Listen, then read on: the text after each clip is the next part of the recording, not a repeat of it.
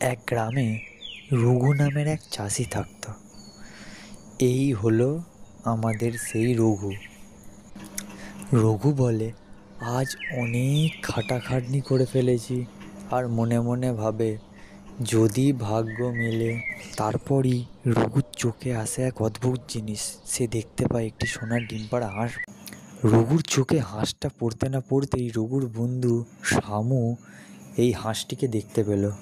এরপর তাদের মধ্যে কথোপকথনের সিদ্ধান্ত হলো রঘু হাঁসটি বাড়ি নিয়ে যাবে। রঘু হাঁসটিকে বাড়ি নিয়ে যেতে যেতে ভাবে, যদি সে হাঁসটির পেট কেটে সব সোনার ডিম বের করে নেয় তাহলে সে এখনই বড়লোক হয়ে যাবে। একেই বলে লোভ।